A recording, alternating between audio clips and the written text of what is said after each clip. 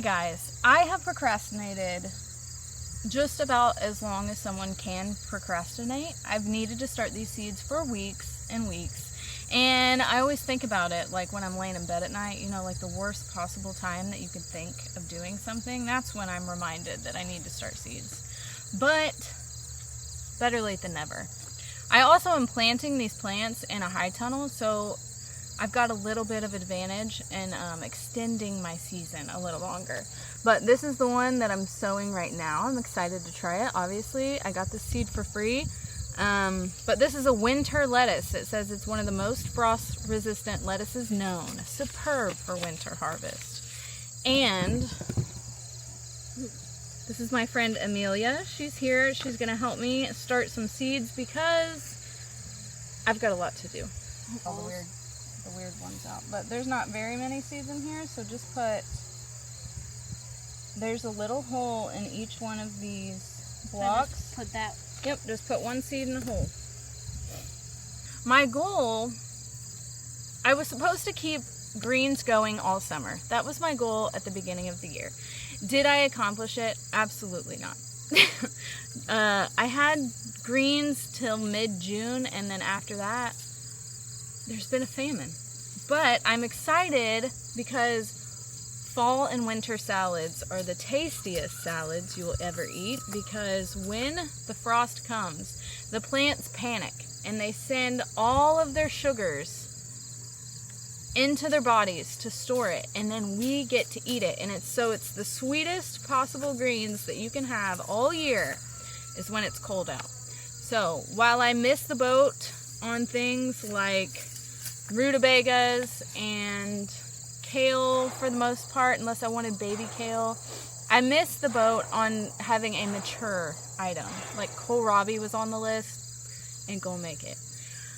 I do, however, have lots of time for things like salad and, well, lettuce and spinach, and I'm gonna try these dandelion greens.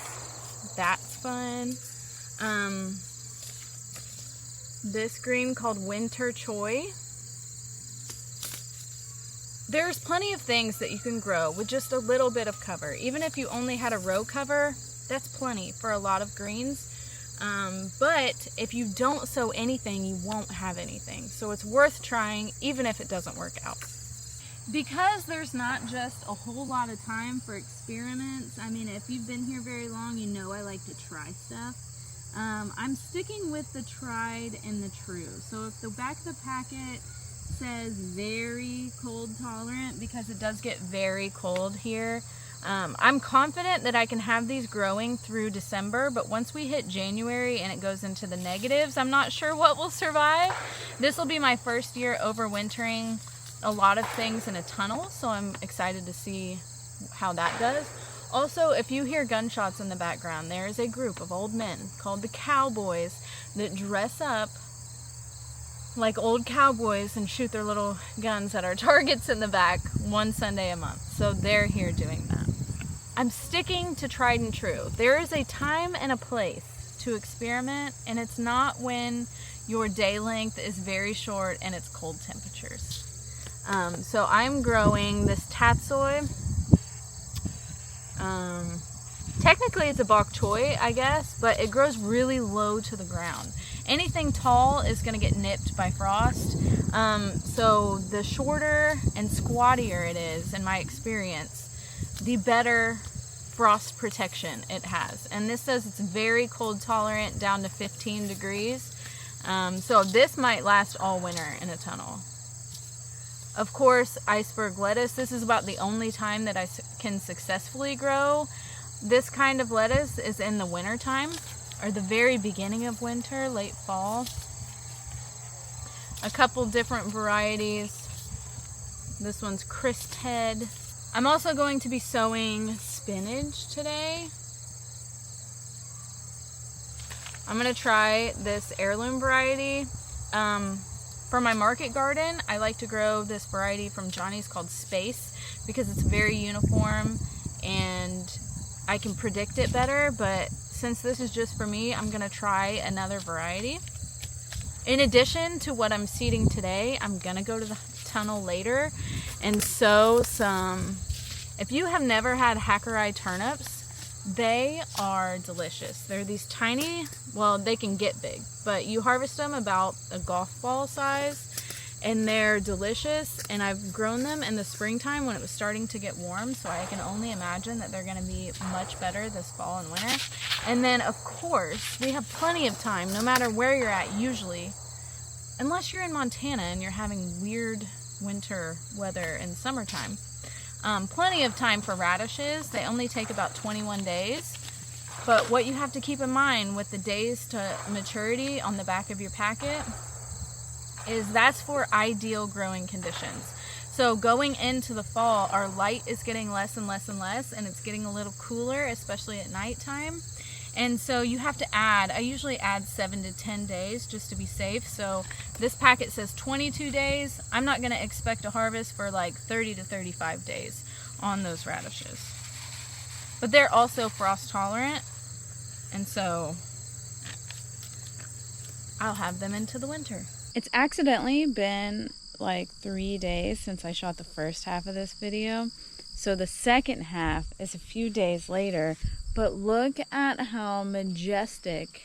This was like 4 or 5, probably just 4 Jerusalem artichoke starts, just like the little potato guys. And look at how big it is, and it's blooming at the top, and I love it. I love how ginormous. I know that it's invasive, but if it took over this whole thing, that's fine, because it's mostly just weeds and mint right now anyway. So the more food, the better. Side note, you know you're a gardener when you've got bok choy just growing in my backyard. So that's nice. Also, this is just henna. Not a real tattoo.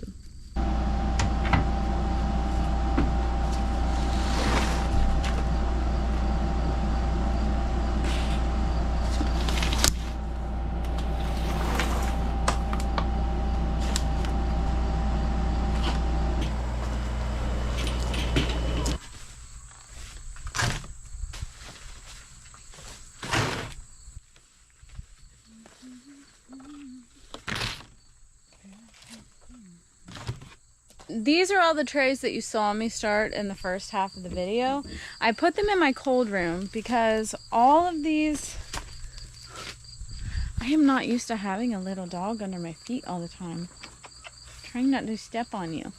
Anyway, all of these varieties of plants like to grow in the cool weather. So if the soil temps are too hot, like in this warm greenhouse, you won't either get any germination at all, or what germination you do get is going to be crappy. So what I like to do in the heat of the summer, if you're trying to germinate cool weather things, is to put them in a cool, dark space. Like I'm going to put them, or I put them in my cold room, which is about 50 to 55 degrees. But you could also just put them on the floor in your garage or somewhere where you're not going to forget them.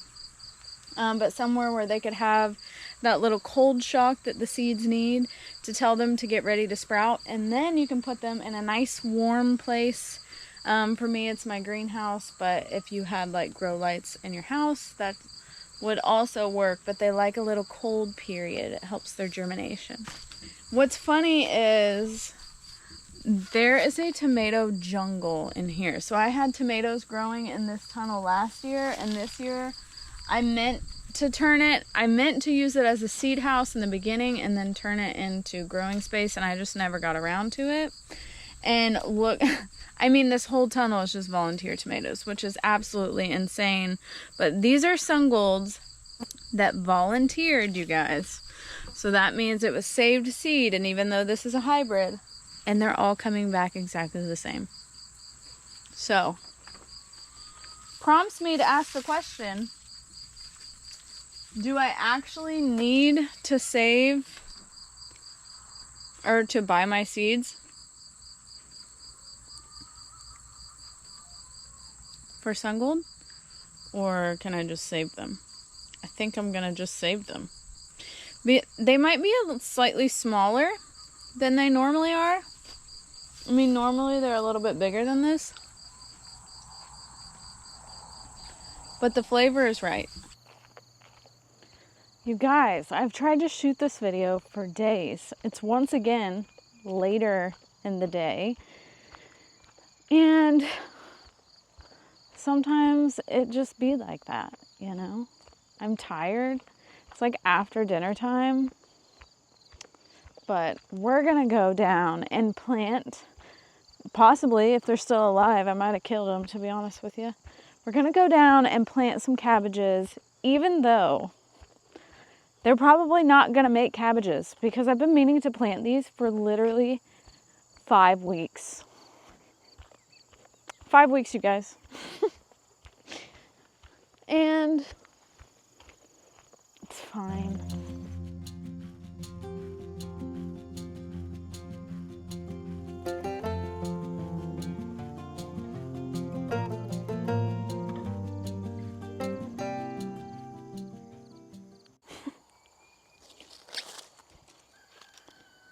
Is this not the saddest cabbage start you've ever seen?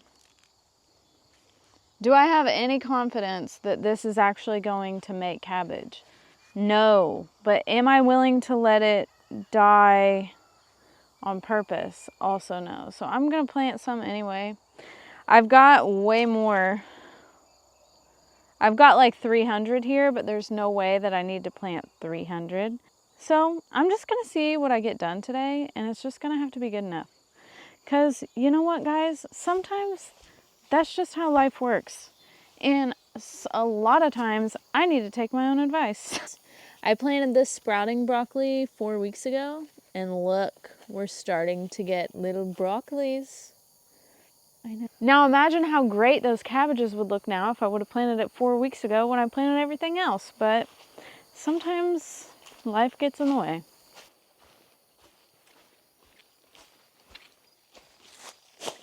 So while, yes, these are really sad, no, I have little faith that these are going to make anything. We can't just let them die, can we? I'm thinking maybe the protection of the tunnel will allow them to grow to full size, although I doubt it because a lot of it has to do with light levels as well. And so when your light levels go down, your winter garden is just surviving. If the temperatures aren't too harsh, they can maintain, but they're not going to grow a ton, which is why I have little faith. I guess worst case scenario, I could just eat the leaves of these and turn it into sauerkraut. What I am going to do with these though, is I'm going to see all these sad, discolored, bitten leaves. I'm going to take these off so that the plant only has to concentrate on putting new growth and roots and new growth in the top.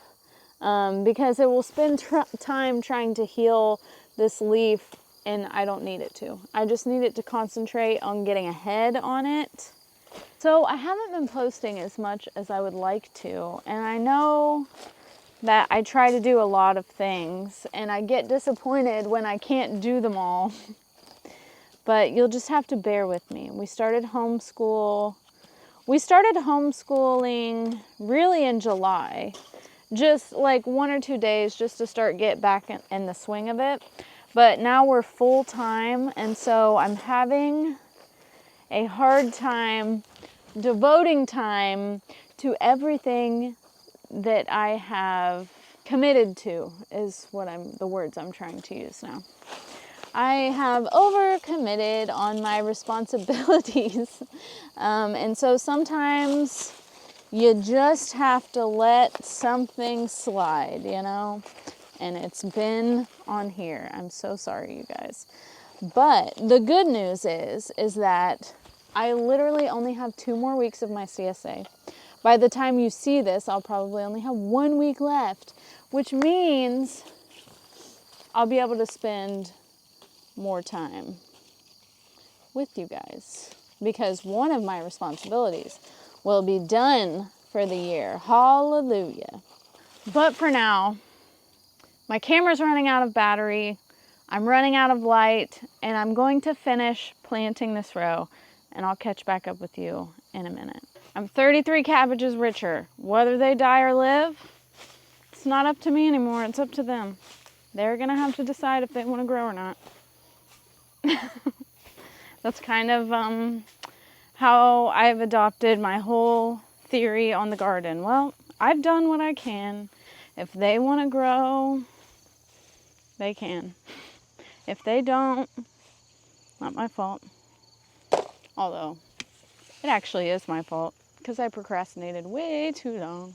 One thing I've noticed, let's take a little pit stop here at the potato patch. One thing I've noticed about fall potatoes, because I don't think I've really ever grown a second crop of potatoes. I usually just do one big one in the beginning. There's like virtually no pests on these. The potato beetle, it's out of season. Japanese beetles are out of season. Anything that would be eating the foliage is pretty much done. And so this is like the prettiest potato crop I've ever grown, to be honest with you. So I'm sorry that this video was pretty all over the place, but you know what? I'm not sorry. Sometimes that's just how life is. Sometimes it takes you 4 tries to finish a video. Sometimes it takes you 5 weeks to get your cabbages in the ground. Sometimes good enough is better than nothing, I guess. I'm running out of light by the second now, but thank you guys for watching. Until next time.